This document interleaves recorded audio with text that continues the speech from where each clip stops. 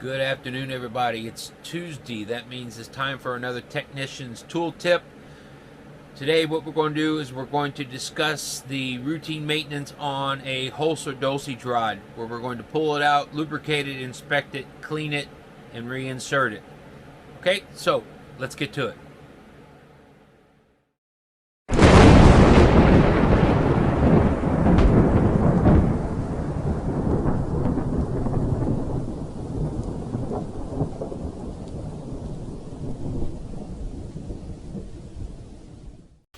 Okay, so what we're going to do today on this is a Holzher, and we're going to pull out the dosage rod here, and we're going to do our monthly inspection on it, make sure it's lubricated, cleaned up, see if we got any debris in it or anything. And to set this up, what we're going to do is we're going to pull out the glue tower. Some of these just have a little cap that's on here. This one actually has a tower that you can put your cartridges in. And we're going to take the magazine area that's here, and we're going to back that up just a little bit to get some extra room. And we're going to get started with that. So give me just a moment to get that stuff ready, and then I'll show you the first step in what we're going to do. The handle to pull this back is down here. Down below here you'll see a little jacquard handle, and we're going to crack that thing loose, and then we are going to take out our tower, and that will allow all this stuff to float. Then once we get this stuff to have enough room inside of it, then what we're going to do is we're going to go down here to our glow station, this knurled knob. We're going to pull this station back and spin that knurled knob to lock it in place so that we can have some room to service that up there. Okay, so give me a moment to get all that situated, and we'll be right back.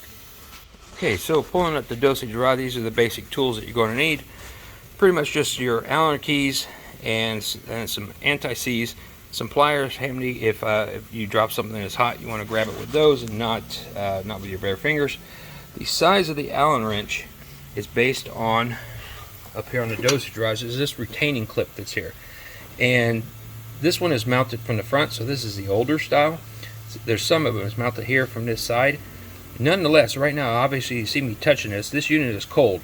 So we're going to pull these screws out while they're cold, and then we're going to bring it up to temperature, pull everything out.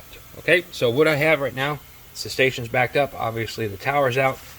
Next thing we're going to do before too long is we pull that out, get this out of the way. And with that being said, what I'm going to do is pull that screw, and then we'll go from there.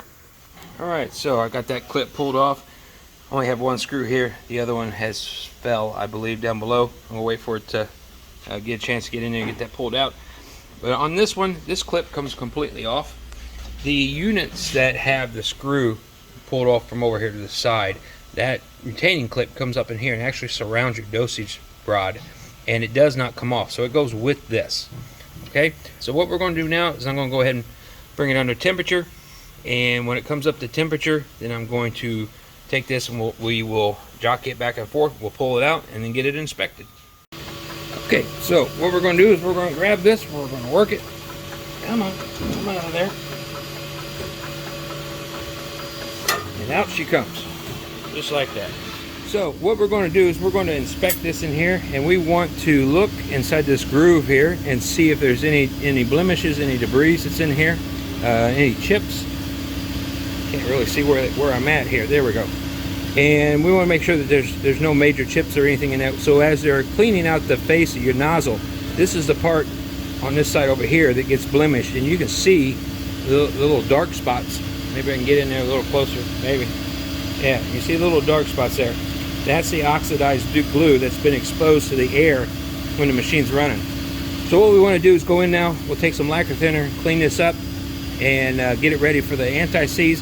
We've got to do all this in a rush so we can beat the heat cycle. So right now we're starting to cool down, and we want to get done before it gets too cold. Okay, so we've cleaned this up. We'll get that here, and we're going to put some anti-seize on this. This is still hot. We don't need to go crazy on this, just a light coat on it. This is probably a little bit too much. We'll cap that back up, or it will get everywhere. So we got that back on there. What we're going to do now, this unit is still hot, and obviously I can take it and slide this down, but you don't want to force it straight down. You want to turn it that way that you're smearing that anti-seize and getting it in place. And then once you get it in place, you do everything backwards from what we did.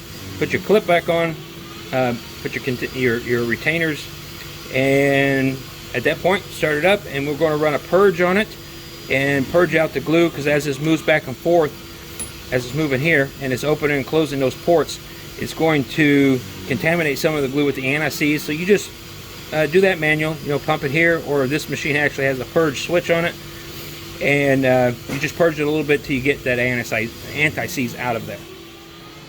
Well, that's it, guys. It's a pretty simple job. A couple things you want to keep in mind. In this video, you see me using a lipstick style anti-seize, and that one, I use that because it travels well with me when I fly on airplanes, and I don't have to go out and search for it. But in the official documentations back in my days with Holzher, was that we were supposed to be using copper impregnated anti-seize, which means I'd have to go out and find it every place that I'd go, so I don't carry that stuff with me. And remember that when you're servicing this part of the machine, that all these components are hot, so please be careful. Take necessary precautions with that you don't get yourself burnt. The hot glue will stick everywhere, and if you do get burnt with the glue, please remember, do not squeeze the glue and think, oh, I'm just going to peel the glue off, because it just makes it worse. All right. One last thing. Service on this about every 40 hours. And if you do that, you're going to find your dosage rod and the glue line, when it starts and stops, is going to become much more consistent, and you're going to have better performance out of your glue nozzle. All right? So that's it. Have a great day. Let's go make a million.